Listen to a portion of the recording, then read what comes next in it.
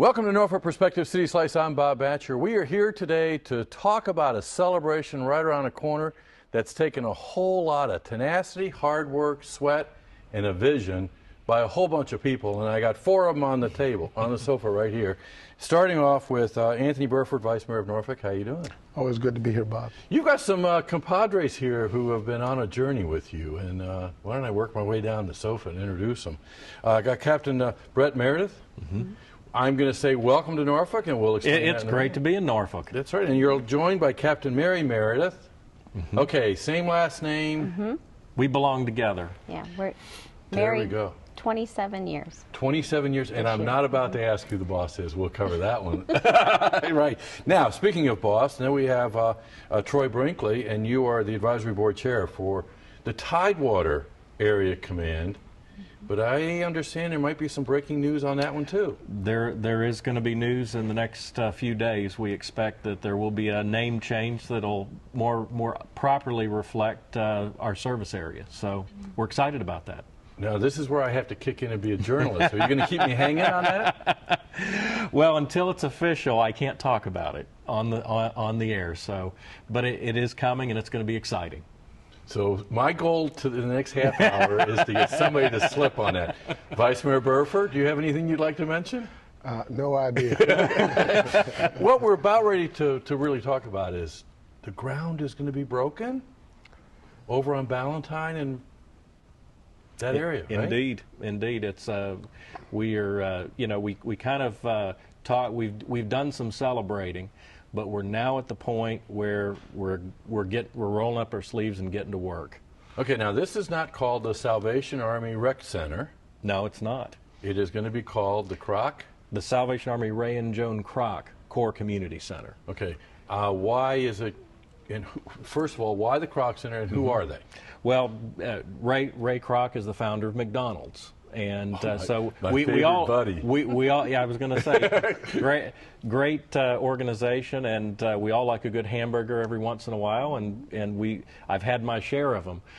But Joan Kroc, his wife, had a vision for a community center that would be transformational in San Diego, California, and that's where the vision began. And she donated the money to build the first center there, and she built it, and she would park her, she'd get dropped off from the limousine several blocks away. She would walk into the center and watch the ice skating and watch all the kids, and from the experiences and the way that she saw people treated by the Salvation Army and the way that we ran the center, when she passed, she left the largest philanthropic gift in history to build 27 of these centers across the United States. So how many have been built? 26. And the 27th one will start very soon. Right here in Norfolk. Yes. And that's the celebration. But what I want to do now is kind of rewind. First of all, I said welcome to Norfolk. That's because right. this is the first time you guys have been on a Norfolk Perspective sofa. You've had some predecessors. So why the change, and how does all that work then? Well, yeah, periodically we have leadership changes. Okay. And at the top of our organization in the southern United States is Commissioner David Jeffrey. And as he was looking over the work that we had done in a previous Kroc Center appointment, we fundraised, built, and ran one successfully in Texas. He felt that our experiences unique to Kroc would be useful in taking care of the Norfolk project. And so as things began to heat up here, he wanted to slip us in, and the rec lines did a very fine job here, and they've been promoted, and they're now in Washington, D.C. So we've been brought in to bring us to the finish line, as we've said. Okay, so we're kind of in the beginning of the fourth quarter and That's starting right. to tear up the ground and put the building up. But I'm going to torment these two on either end, because let's rewind about 8 or 9 years. Yeah. Vice Mayor, when you heard Kroc, what did you think of? Well, I knew what it was. My daughters had the opportunity to go out to San Diego and stay with their uncle one summer. And so they had actually played in the Ray and Joan Kroc Center out there. And that's when I learned about it. Their uncle shared with me that they were building these facilities across the country. And, you know, urban areas and looking. And he basically explained what they were, and he said, you need to check to see if the Salvation Army in your area was actually competing for one of these gifts. At that point, I had called Major Hogg. And he asked me who was I, and I told him I was the council person. Something tells me you're heading down a path here. And he told me that they had actually looked at Norfolk, and at that point there wasn't a site. And I said, well, who did you talk to? And he told me who he had talked to and who he had spoken with, and I actually tracked Stanley Stein down and got the folder from him, and I called Major Hogg back and told him that we did have land and we were very interested in the putting the Kroc Center in the city of Norfolk, and we had the land mass, we had the demographics, and so I set a meeting with myself, Major Hogg, city manager at the time, Regina Williams, and Cheryl Montgomery.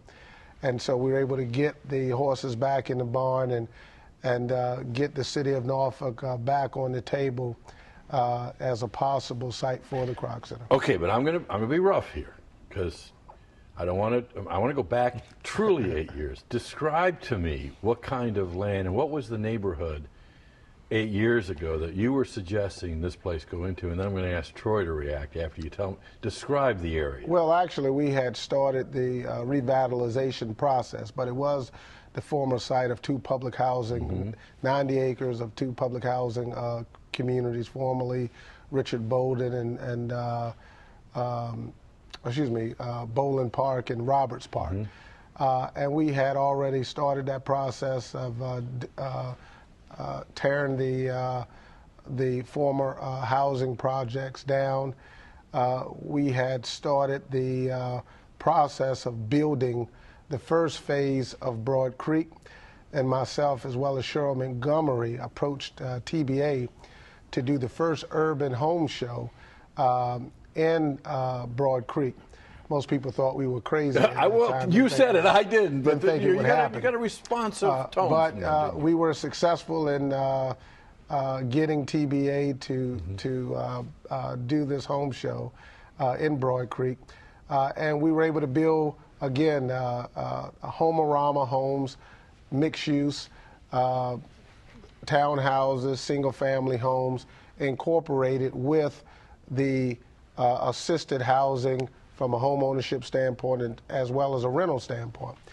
And we had over that 5-day period over 70,000 people. Keep in mind it rained every day to come through the Homerama.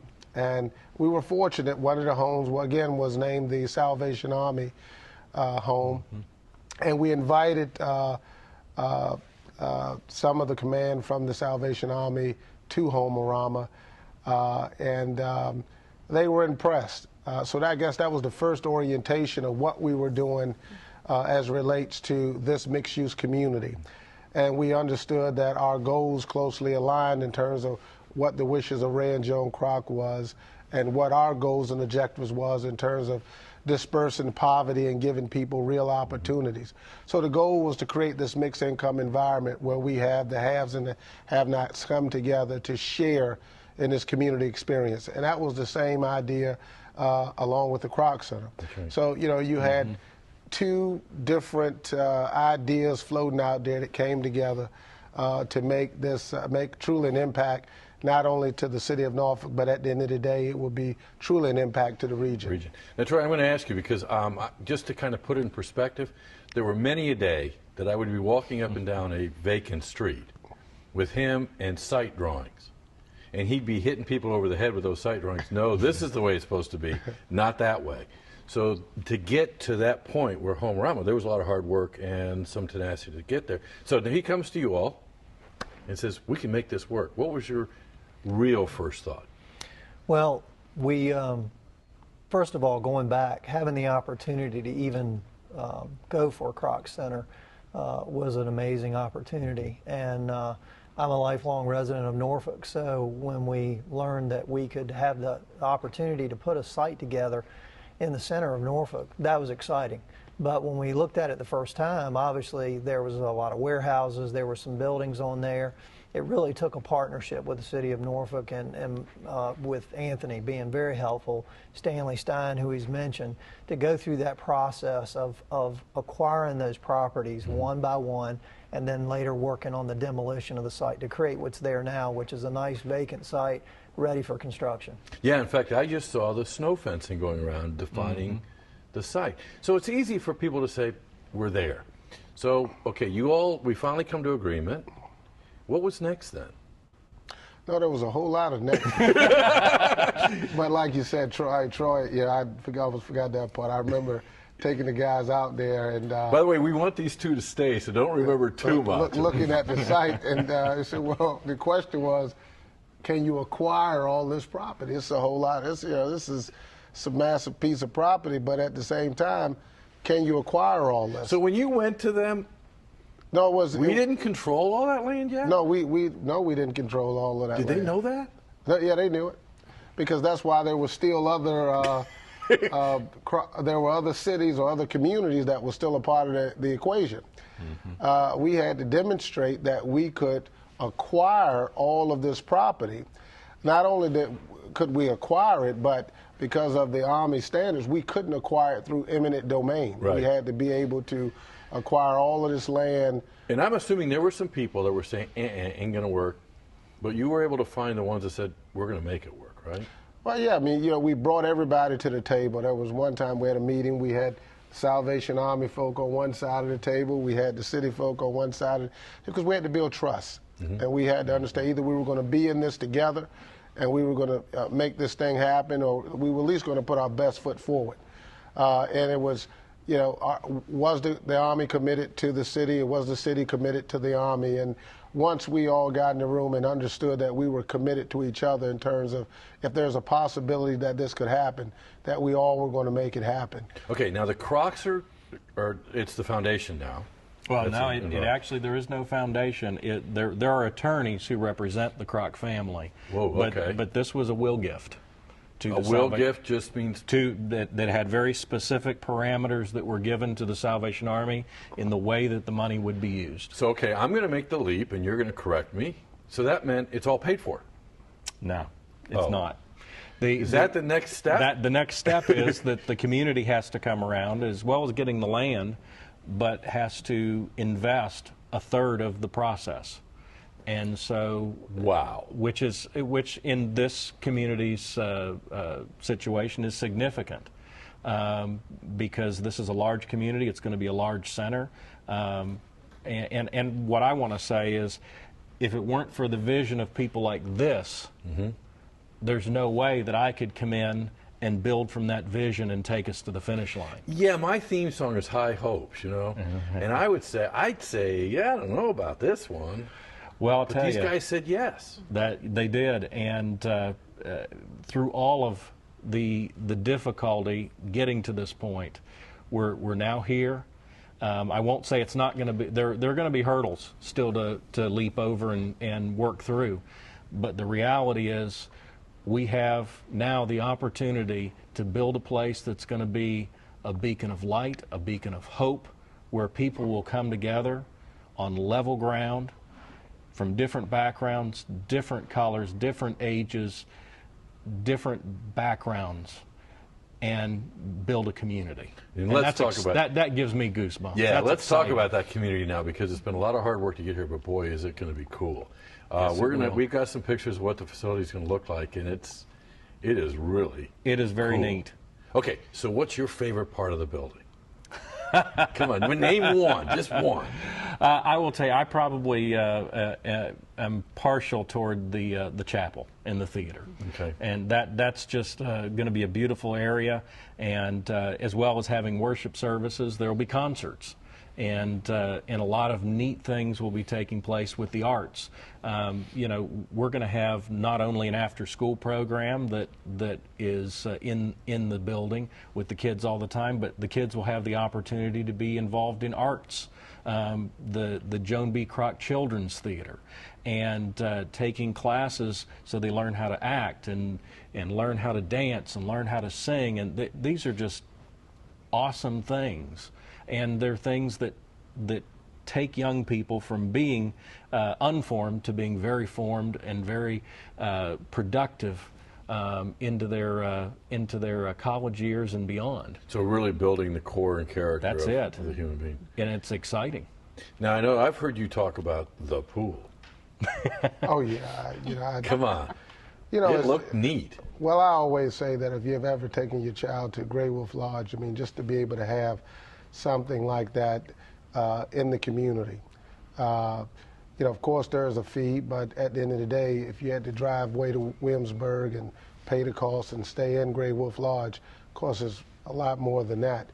But to have somewhere within affordable within on the south side to be able to take your young people, and I am 100% sure that people from Virginia Beach, Chesapeake, Portsmouth, as well as Norfolk, will bring their kids to that to the Kroc Center and participate not only in the water park, but all of the other programs as well as the facility as a whole.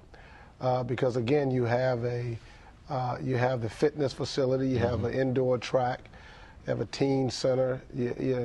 There's so much to do there, and the programming is going to be, you know, you could build a center, but the programming is the most important aspect of it. It is. Now, you kind of were subtle about mentioning all those cities that form Southampton Roads. And that really is we've talked about Broad Creek and the impact that the redevelopment of Broad Creek had in raising awareness. But Troy, is that something that you're really focused on too, is making this a Southampton Roads venture? Well, and I think it comes back to what we've discussed, which is programming. If you've got quality programs, you've got good instructors, you've got great staff. I can see a mom who wants her daughter to learn ballet, and you've got a top flight instructor there, and a mom getting in the car and driving from Virginia Beach to Norfolk because of the quality of the programs. And I think that's what Kroc's going to be. Or better yet, taking light rail, because again, Broad Creek is on the light rail line. You got it. And so I envision a lot of people taking light rail into Broad Creek. Now, you and I are doing something that we're always guilty of. It's the center of our universe, but for the viewer that doesn't know where Broad Creek is, there might be somebody out there that doesn't know where Broad Creek is. Well, Broad Creek is in the center of Norfolk. I mean, if Norfolk was in Ward 3, first and foremost. But in proximity, Broad Creek is, I guess the best way to describe where Broad Creek is at the intersection of Ballantyne and Virginia Beach Boulevard is where you enter Broad Creek. And Broad Creek is a host of communities. It's not just a new section that we've built there. So it's a cluster of communities within that area that make up the Broad Creek community. But this facility, it's always been, you know, within my vision that, and I know within the Salvation Army's vision, that it's always been a regional approach, not an approach to just attract the citizens of Norfolk. Because this facility, again, when you look at where the next one is, there's not another one in the state of Virginia. Oh, okay. And so you will not find another facility that's of this magnitude, nor the programming in the state of Virginia. That's right. And so, again, the next one is in the next, I think the next one close to us is in Atlanta, if I'm not mistaken. Yeah, Augusta, Atlanta, Greenville, South Carolina. Those would all be the Those are nearest names to I've us. heard before too. And I gotta say, who would have thought that actually this center will be walking distance for somebody from West Ghent to the ocean front, if you look at light rail. Yeah. So it truly is a Southampton Roads experience. Okay, what are we heading into now then? Well, we're getting ready to head into construction, and we're going to spend about 21 months building the center. Okay. And as we do that, we will be we're already working on the programming, but the center will be about 90,000 square feet. Absolutely beautiful facility, and if you have a picture, you may want to show it to the viewers because it's incredible. And the future of the Salvation Army is not just with Kroc, though. Right. the thing I have to keep people mindful of is that Is this message for Troy? no, he knows. He knows. The central work of the Salvation Army has always been working with the least, the last, and the lost. Yes. And we will continue that. And that's the commitment I make to our community. Because the things that we've always done are not going to go away, because we've built this beautiful facility that will serve people of all kinds. But it will be a broadening of our service to a community.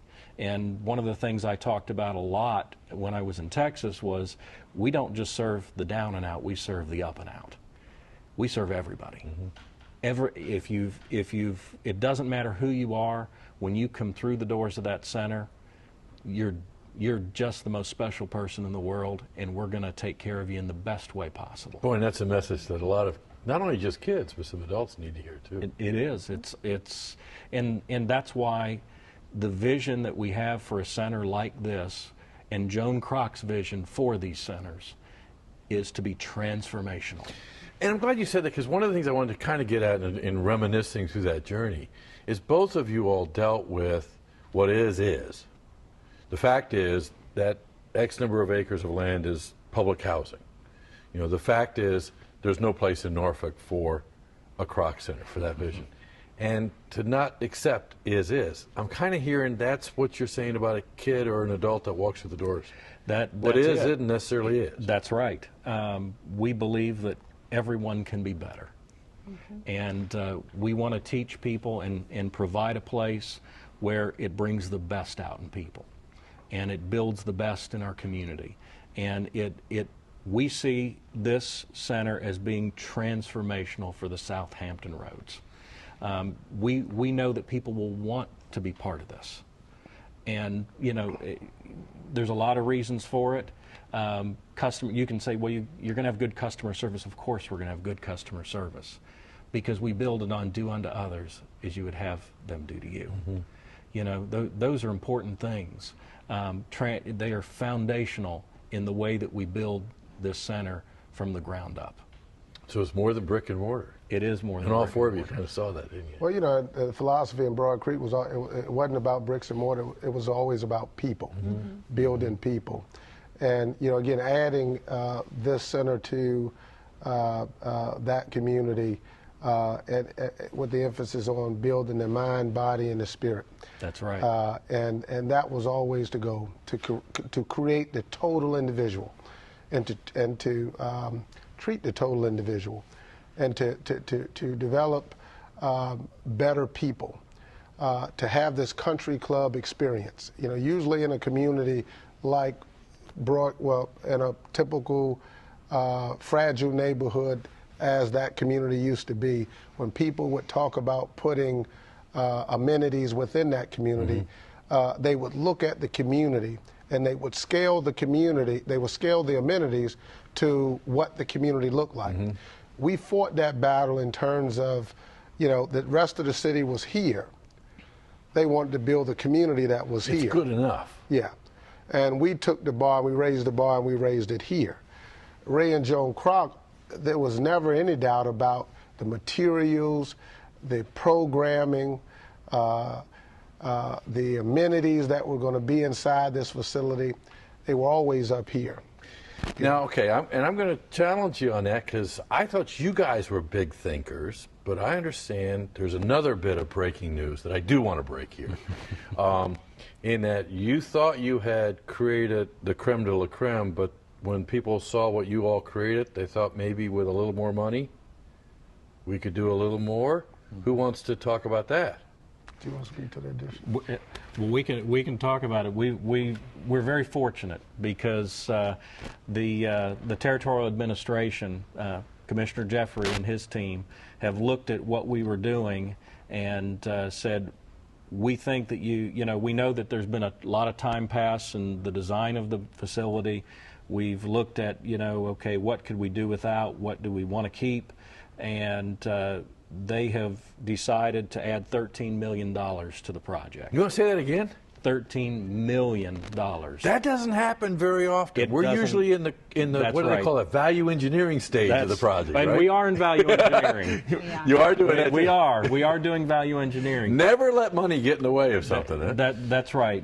But Cool. we're very fortunate because the Territorial Administration of the Salvation Army wants this to be reaching the apex of the vision for this community and for Southampton Roads. It has to be big enough and it has to be good enough to impact in a powerful way. And they saw what we had and they said we needed to build that. Wow.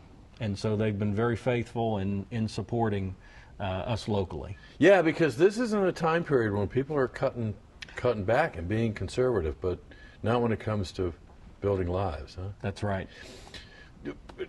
Vice Mayor, you've had the chance to have. I would love to say that it's been the four of you guys and you did it, but I would be need to be corrected if I said that. Like I 'Cause said, you've had some real partners in this and visionaries. with Well, you. you know, the city council has been a big part because, again, in terms of acquisition and demolition, we had to work as a team. They had to understand that this was a priority. The city manager, Regina Williams, as well as the new city manager, Marcus Jones, everybody has played a major role in this effort. But no, to me, when I think about the roles of individuals, no one role sticks out greater than the role that Josh Darden played. And I will forever be in his debt because he could have spent his money anywhere, but he chose to spend his money and work tirelessly to bring this project home, not only in the city of Norfolk, but in a core of a community that was once desolate, fragile, and in need of repair. And you know, to go into a community and work and transform the community, but to have others notice what you're doing. So for me, it was truly a testament, not only of the Kroc Center, it was a testament of the work we had done, because no one is going to spend money in a community if they don't think that that community is going to continue to grow and blossom. So we had people to not just believe in the vision of the Kroc Center, but they believed in the work that was taking place within the Broad Creek community, and they saw the transformation.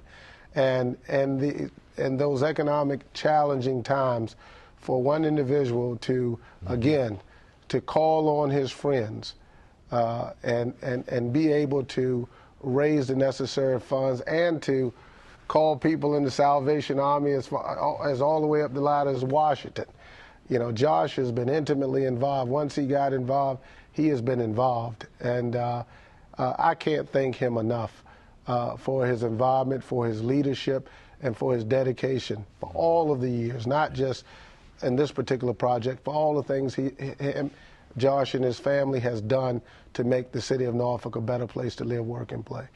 I hate to break the news to you, though. We're almost done with the show, so I've got to break the news that you're not at the finish line. You're back at the start line, right? That's right. Groundbreaking this summer. We're going to be groundbreaking this summer, and very excited about it. And it's going to be a lot of work here forward, but it's exciting work. And you know, these two guys have done so much to carry the ball, and now it's they're going to continue carrying the ball. But I'm coming alongside of them, and we're gonna get to the goal line. And if somebody wants to join the team and kind of help transform lives, is there a website or something that they can go to find out more about how they can get involved? Absolutely, SalvationArmyHRVA.org, Salvation Army, Hampton Roads, Virginia, via HRVA.org, or you can call our main number, and I'm trying to think of what that is right now because I'm so new, I don't even know all of our numbers. 543-8100. There you go. All right. Get involved in that transformational part of really building a whole new community, but a whole new life. And we promised there might be a teaser on the other breaking news. You're going to kind of go out on that? Well, you know, we talked about this being a Southampton Roads project. And we believe that we will be a Southampton Road Salvation Army very soon. All right. Thanks a lot. It's not just the Southampton Roads Salvation Army. It's the beginning of a new life for a lot of people, and you can be part of it. Join up. Come see us over at Broad Creek. Thanks a lot. Thank you. Thank you.